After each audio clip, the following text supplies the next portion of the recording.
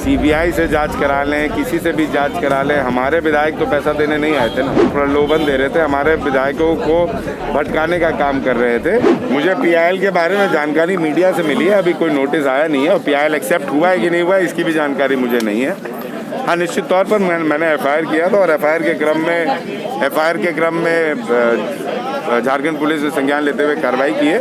आगे जो तत्व आ रहे हैं वो मीडिया में आ ही रहे हैं, जो सबूतें झारखंड पुलिस को मिल रही हैं वो आपके माध्यम से पब्लिक फोरम में रखा ही जा रहा है। बीजेपी लगातार कह रही सीबीआई से जांच कराएगी इस मामले। सीबीआई से जांच करा लें, किसी से भी जांच करा लें। हमारे विधायक तो पैसा देने नहीं आए थे ना, उनके विधायक ऑफर कर रहे थे, हमारे विधायकों को प्रलोभन दे रहे थे, हमारे विधायकों को भटकाने का काम कर रहे थे और हमारे विधायक भटके नहीं। विल्सन कोंगारी जी ने सामने आके बोला कि हमें बोला गया था, इरफान भाई ने बोला कि लोग जो हैं भटकाने का कोशिश करते हैं, तो ऐसा थोड़ी है। परसों 4 दिन पहले मैं भी बीएनआर गया था, वहाँ पे बाबूलाल मरांडी जी, निशिकांत दुबे जी, सुनील तिवारी जी, रवि केजरीवाल जी के साथ बैठ के एक ही टेबल पे हमने खाना खाया, एक ही टेबल पे खाना खाया। तो क्या बातें किसी से सुनना गलत है क्या? सामने वाले हाउस में एक सत्ता दल का नेता होता है, एक विरोधी दल का नेता होता है। तो क्या विरोधी दल का नेता जब सत्ता दल के नेता से आके बात कर रहा है तो सत्ता दल का नेता क्या सत्ता परिवर्तन करना चाह रहा है क्या? बातों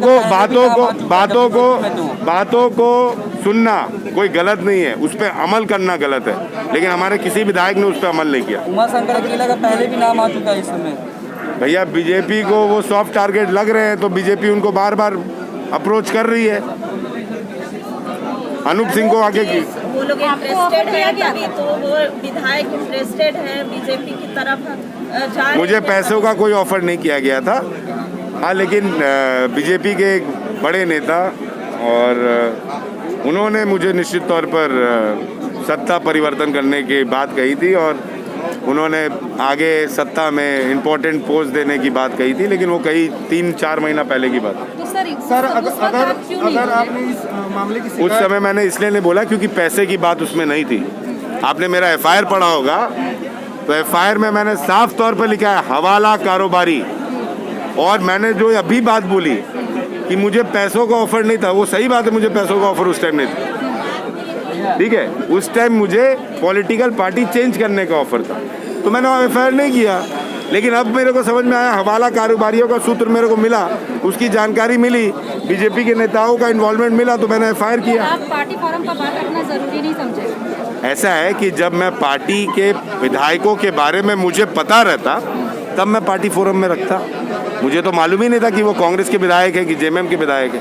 और पार्टी के संगठन के बारे में शायद मेरे से अच्छा हम तमाम विधायकों में एक्सपीरियंस अभी किसी को नहीं हुआ, क्योंकि मैं संगठन से आया हूँ। 3 साल यूथ कांग्रेस का उपाध्यक्ष रहा हूँ, 7 साल अध्यक्ष रहा हूँ, एनएसवाई का महासचिव रहा हूँ, एनएसवाई का वाइस प्रेसिडेंट 3 साल रहा हूँ। तो मैंने इंटक से और एनएसवाई और यूथ कांग्रेस से अपनी राजनीति शुरू की है। रही बात पार्टी फोरम की, तो मैंने जो कुछ भी किया अपने पार्टी को बचाने के लिए किया और अपने आप पार्टी को बचाने के लिए किया, लेकिन आप पर ही इल्जाम लग रहे हैं कि आपने विधायकों के बारे में झूठी खबरें फैलाई हैं। झूठी खबरें आपको लग रही है ना, पुलिस तो सबूत सामने रख रही है। बोकारो के लोग पकड़ाए हैं। पुलिस तो सबूत सामने। अच्छा, बोकारो के लोग पकड़ाए तो नीलाक होटल में उनका फुटेज नहीं आया क्या? बोकारो के लोग पकड़ाए तो उसी पीएनआर में वो नहीं गए क्या? तो मैम झूठा कहाँ से हुआ ये? अगर सर मैम झूठा कहाँ से हुआ? कांग्रेस के एक मिनट, हाँ, करने की कोशिश की जा रही है।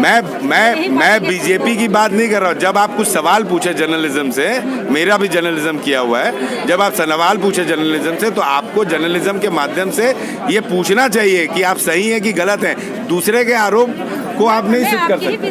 सर अगर क्या तो किस विधायक ने बोला है? इरफान अंसारी जी ने कहा है कि मेरे ही कुछ मैं इरफान जी को मैं बोलना चाहता हूँ कि क्या मैंने एफआईआर में अपने कांग्रेस के विधायकों का नाम दिया है क्या? मुझे तो मालूम ही नहीं था कि कांग्रेस के विधायक है। मुझे तो ये भी नहीं मालूम है आगे कौन कौन विधायक है। और मैं संगठन से आया, मुझे मालूम है कि पब्लिक फोरम में और संगठन के फोरम में कैसे बातों को रखना चाहिए।